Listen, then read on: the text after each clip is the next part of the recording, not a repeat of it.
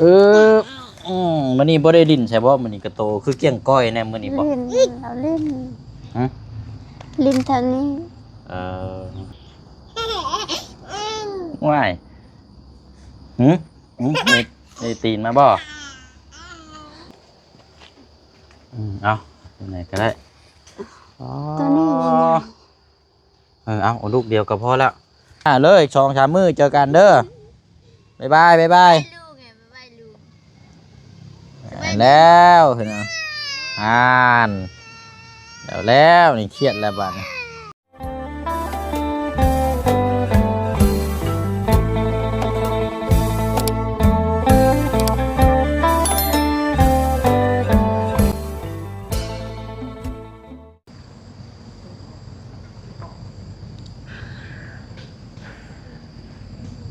เนาะวันเวลากะ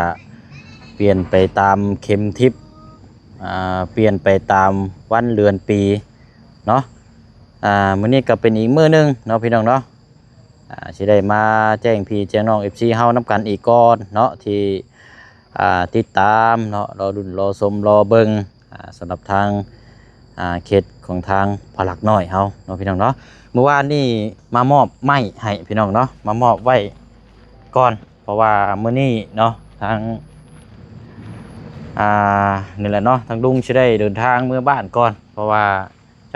จัก2 มื้อแหละพี่น้องคือเขาแจ้งไปแหละเนาะเพราะว่าเขามีเวียกอยู่เมื่อพอได้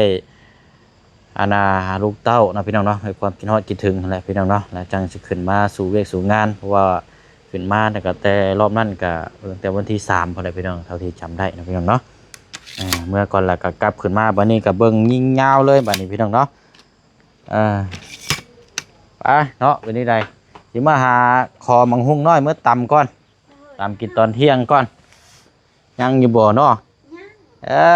ยิ้มไปเปื่อยแท้มื้อนี้สบายดีสบายดีสบายดีป้าลุงไงสบายดีอ่ะใช่ดีแล้วสบายดีสบายดีแม่นี่แต่ว่ามียังอยู่ในกระเป๋าข่อยนี่ฮะว่าซั่นเนาะไปทางใดเบิดใช้เจืองไปตัดกล้วยหาอยู่หากินอะไรเนาะเป็นนี่ได้คนน้อยไข่เศร้าแหละเมื่อวานเราให้กลางคืนมันคืนไม่ได้นอนแพงอยู่แพงน้องอยู่แพงหอมแก้มเบิ่งคักแท้แต่สิไข่น่ะมั้งเนาะดีขึ้นแล้วโอ้น้องนั่งเฝ้าน้องคักแท้เป็นมาเบิ่งแหน่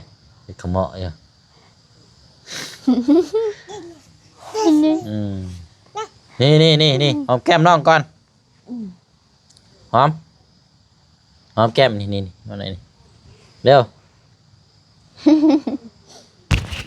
จังน้อยน้องสีซ้ำแล้วนี่ก็โตซ้ำแล้วนี่โว้ยเนาะเห็นไหมเพิ่งได้สีซ้ำแล้วนี่นะแบบเดียวได้นี่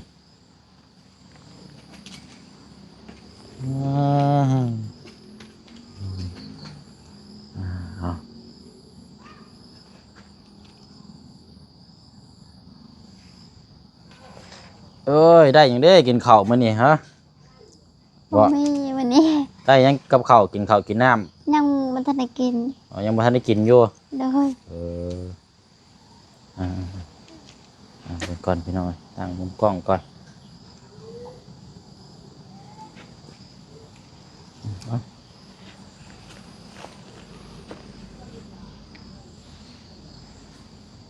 ตั้งขม้าคักแท้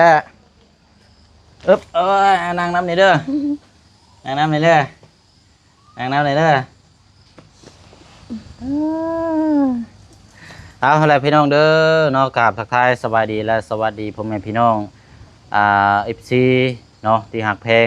น้ำกันเบิดสุขุสุคนเนาะมื้อนี้ก็นี่แหละพี่น้องเนาะเดี๋ยวเขามาแจ้งพี่จังน้องก่อนจังน้อยบอกว่าโอ้ยบ่เสียงเสียดีเนาะคลิปพลักน้อยนี่ไปทั้งใดคือบ่เห็นว่าได้เนาะพี่น้อง แพงวะนะ แพงน้อง แพงน้องเออ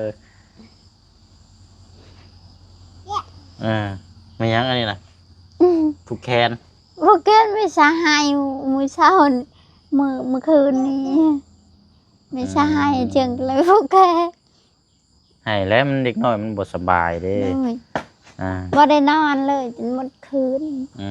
มนอนบ่สบายแล้วมันก็ปวดท้องปวดหยังและยาแล้วไอ้ก็ซื้อมาให้หลายอยู่เนาะยาท่าท้องพวกบิ๊กพวกหยังแล้วท่าให้ลูก โดยท่าแต่มันอันนั้น ไม่ยั้งแบบนี้คือหันหลังใส่แนวนี้สิเมื่อป้าได้มื้อนี่ พอสิเมื่อป้าเจ้าได้เนาะบ่เมื่อบ่ไปเมื่อซินูบ่ไปบ่เมื่อนำข่อยบ่ฮะช่องหยัง จ้อง ช่องขนม อยากกินขนม ไปกินขนมเลยช่องนี่ ได้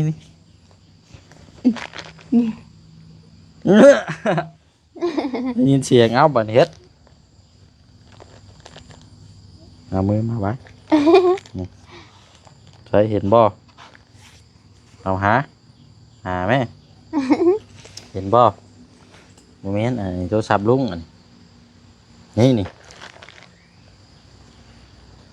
แม่นี่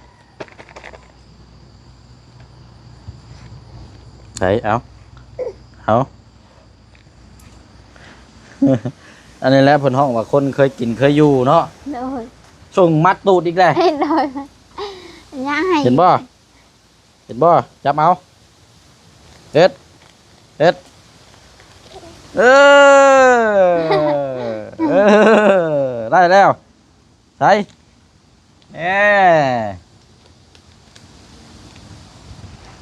แล้วนี่ขนมหวานแล้วนี่สิว่าได้เนาะเบิดแล้วนี่มันนี่บ่ได้ลิ้นใช่บ่มันนี่กระโตคือเกี้ยงก้อยแน่มันนี่บ่ ลิ้นเราลิ้น ฮะ ลิ้นเท่านี้ คือว่าแล้วมันพื้นอันผลบ่ได้ตกเนาะมันแห้งไงเนาะ โดย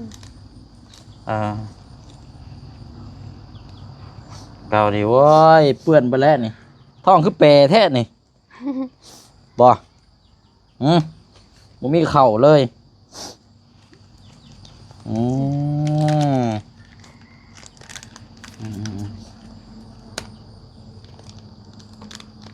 ลูกสิเมื่อบ้านก่อนประมาณจัก2 มื้อจัก2 มื้อกลับขึ้นมารอบนี้แหละพอดีแล้วเบิ่งน้ำกันตัวนี้เลยบัดนี้ โดย ตกกระเทิบตัวนี้แล้วน้ำกันยาวๆเลยพี่น้องแกะเนี่ยแกะให้คอยแน่บ่ แกะ แกะให้คอยแน่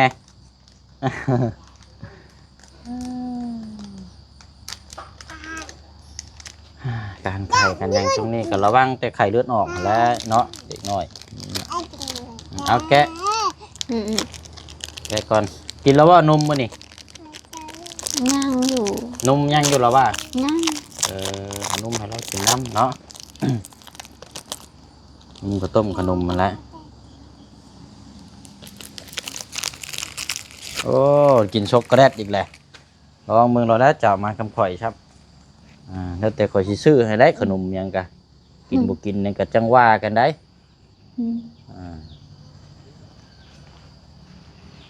เนาะต้องใช้บ่อยากเนาะกินแม่น่ะต้องใช้บ่มักช็อกโกแลตเนาะเอาไว้ใช่เราไปกิน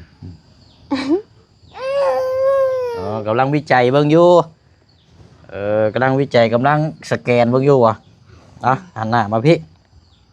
กำลังสแกนว่าข่อยสิกินแนวใดแบบใดนะนี่เนาะมันเป็นมิตรเด้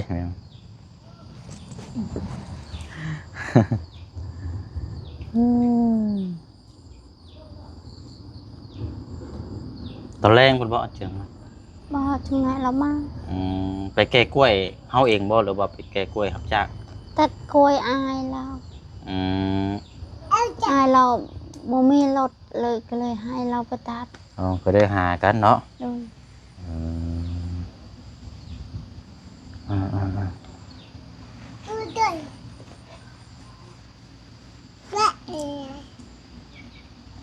อืมกินกินแม่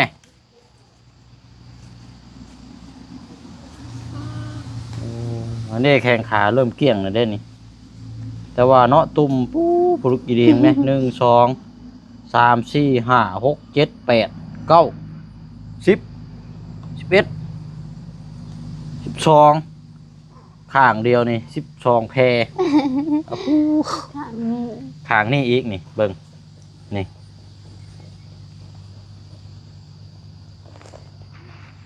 อื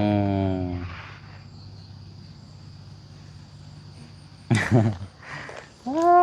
เนาะใช้ลูกบอลได้ใช่เป็นนี่ได้เสียแล้วบ่ลูกบอลน่ะ ยัง อื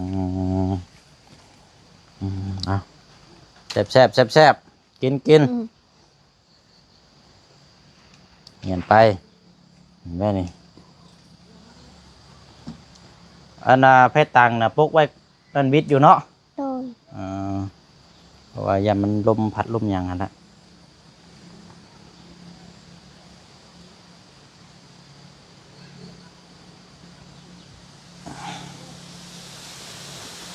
ยังบ่ทันได้กินข้าวได้ลุงกันจังน้อยพุ่นละ โดย จบจากนี้ไปแล้วสิหากินข้าวเดี๋ยวสิมาเอามาขอมังหุงกันจักหน่อยหนึงไปตำก่อน เอาแหละ อ่า ลา เมื่อวานนี่มาหลดลืม ห้าวก็ลืมเฮาลืมบอก เว่าวิว่ามาหลดพากันกำลังอันนี้หลดคุยเวียกงานหลดแล้วเลย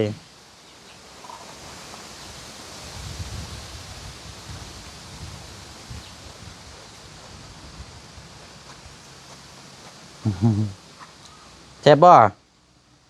แซ่บอยู่บ่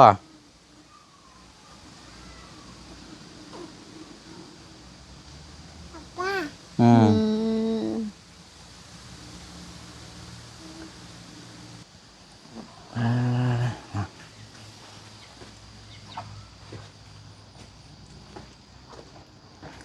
อึบเป็นนี่เด้อเปื้อน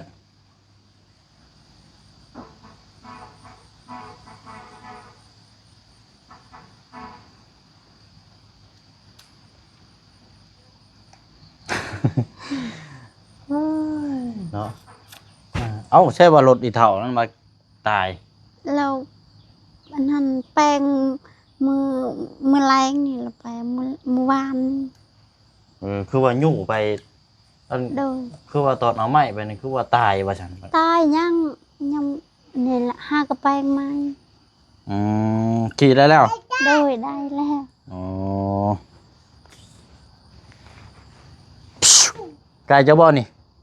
โดย โอ้งามเนาะเอ๊ะมันจะขึ้นขี่ใส่เฮือนเจ้าแหละ3-4เซตเจ้า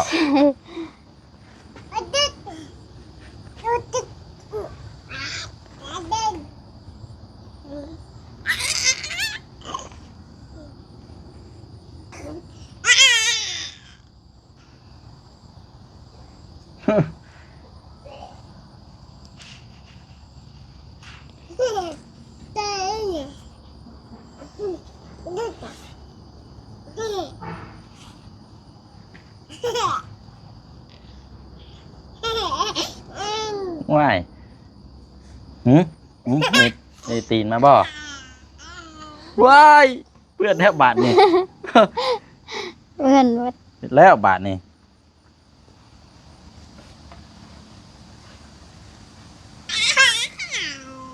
แซ่บบ่แซ่บบ่ เดี๋ยว แซ่บบ่นี่ผมนี่ไปตัดแล้วนี่พ่อพาไปตัดเด้อ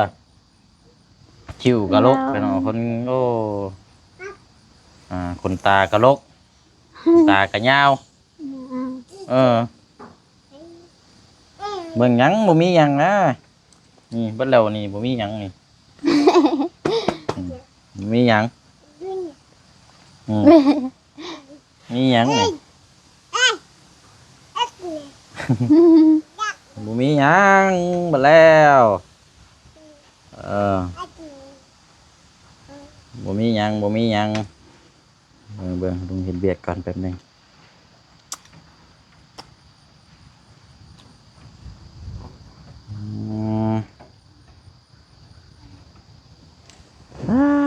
เนาะ ถ้าอยู่ลมมันเย็นอยู่เนาะนั่งอยู่นี่กะกันอยู่เทิงพุ่นกะโยพี่น้องปกติแล้วไปบ้านนี้ลุงสิไปเอามังหุงได้บ้านนี้อยู่ได้บ้านนี้ ไปทาง ฮะ ไปทางนี้ จะสิไปปิดไหนบ่หรือว่าอันนี้ง่ายสิไปเอา ไปเอาเลย ไปเบิ่งบ่ โดยไปเบิ้ง โอเคแล้วเด้อไปเบิ่งก่อนยังบ่ทันคว่ำแล้วว่าคนน้อยเนาะ โดย ไปแป๊บหนึงไปทางใดโทษเนาะหมักพริกอันนี้จนบวมไปแล้วนี่ โดยน้ำมัน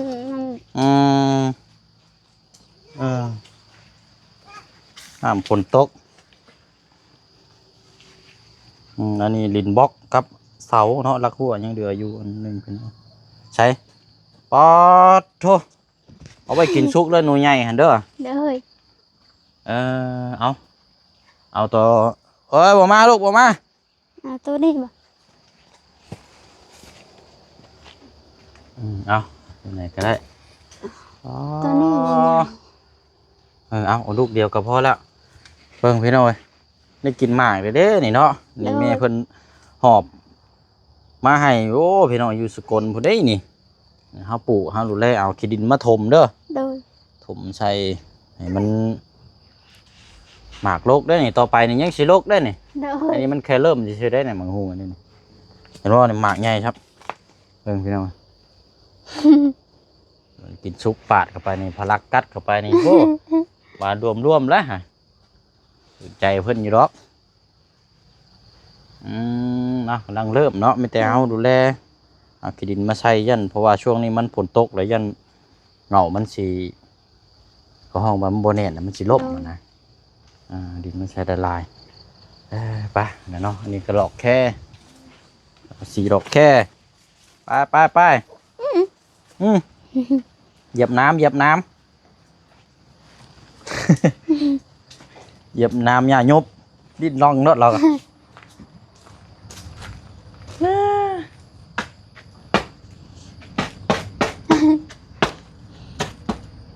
ใช้เกิบน้อยเจ้าอยู่ใช้ ก็นอนอยู่ห้องน้ำนะ ฮึบ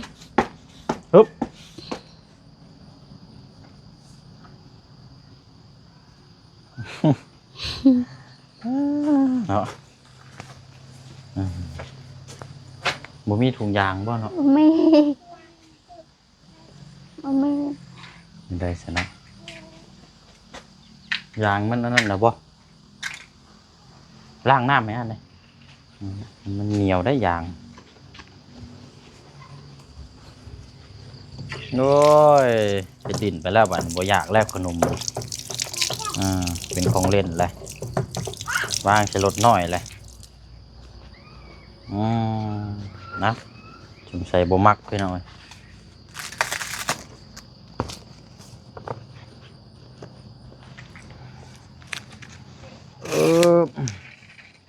เอาละวางไว้ก่อนก็ได้เนาะวางไว้นี่ก่อนก็ได้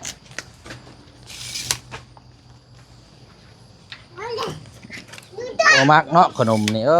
อาสิกัดมือได้ฮะยางฮะฮึบรูปเป็นไงใช้รถนะเบิ่งลุงเบิ่งแน่ รถแต่ โอ้ยรถตีนกับบ่มีอันนี้ ทำไมตอนนั้นเบาเพิ่งชื่อมาให้ตอนนั้นตอนอยู่กระตูบ อยู่กระตูบน้อยคนบ่ โดยรถ บ่ดีๆเนาะตีนจนรุดเบิดแหละยังใช้งานได้อยู่โอ้ขี่เฉยอื่นๆเฉย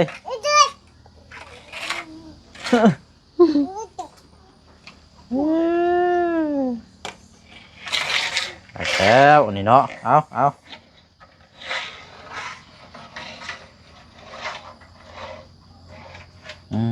ะไรเสริ่มมีแต่ว่าอันนั้นอีกจัก2-3 มื้อเจอกันเจ้อ โดย ไอ้มาแจ้งบอกแล้วก็อันนั้นพี่น้อยแจ้งทางปรุง FC นำเนาะขึ้นมารอบหน้าก็แม่นว่ายิงยาวเลยบัดนี้พี่น้อยว่าถ้าได้เริ่มแล้วนี่มัน เสียงก็เลยอย่างมือบ้านน้ำแน่นะพี่น้อยเนาะเพราะว่าเราได้เห็นแล้วก็จะต้องติดตามเบิ่งน้ำกันยาวๆนะครับบ่อยากปะอยากงานเนาะเอาอะไรเด้อเอา โอ้ยสวัสดี เอาไม่มาเมื่อตับมังหงก่อนพี่น้องแล้วก็จังไปเวกต่อจะเข้าไปหาทางเมนน้องเอิงอยู่เอาขอบใจโอ้นักแท้นี่เนาะแกนคักดีนี่พี่น้องเอ้ยขอในเด้อมังหงขอในเด้อข่อยขอบ่แม่นว่าเจ้าสิเอาอันนั้นซะไปแล้วบ๊ายบายไปล้างปากในเด้อเก่งใหญ่เนาะแต่ละตัวมัดอย่างกระติ้วฮัดเอาเบิดกระติ้วนางยางลายกระสอบอยู่หรอกเก่งแล้วเก็บไว้ตอนใหญ่พุ่นละ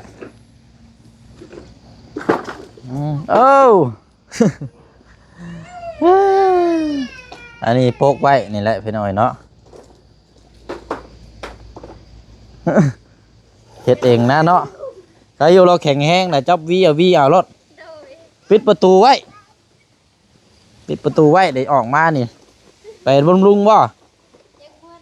เมื่อบ่โอ้แม่นี่ล้อบาทนี่เอาเฮ็ดเอาจอได้ฮะไปแล้วไปน้ำแลบาทนี่เอาไปเร็วเฮ็ดเกือบกับบ่ใส่ไปแล้ว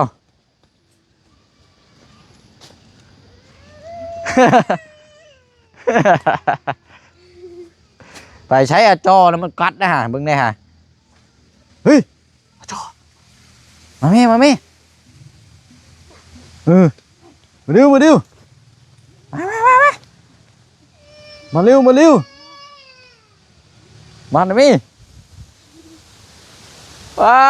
เล่นลัดเลยหวานดีพี่น้องอย่างเมื่อนำแล้วนี่ไปชวนหน้าเด้อ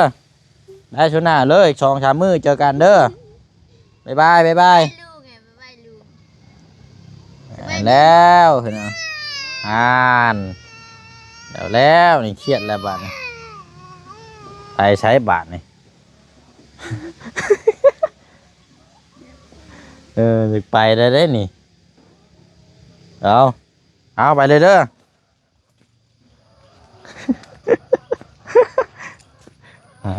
เอามึงแน่น้องอยู่คนเดียวฮะไปแม่เล่นมาแล้วเอาไปเบื่อไปก่อนโอ้ยพี่น้องอยากเมื่อแล้วมันอยากไปแล้วเลยฝุ่นไห้เลยว้ายเอา2-3 มื้อเจอกันเด้อไปพี่น้องเนาะเริ่มมือก็เริ่มจักคว่ำแล้วก็เริ่มคันหู้เฮาว่าสิเมื่อนี่ก็เล่นมาลัดถ่าเลยให้บักใหญ่เลยพี่น้องเอ้ย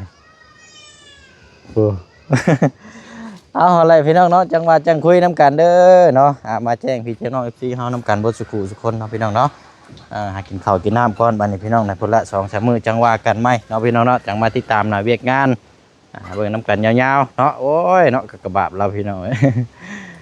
เด็กน้อยเริ่มใหญ่เริ่มฮู้จักควมนะพี่น้องเนาะคันสิเว้ากันเนาะปกติแล้วพี่น้องเนาะบ๊ายบายเด้อพี่น้องเด้อสบายดี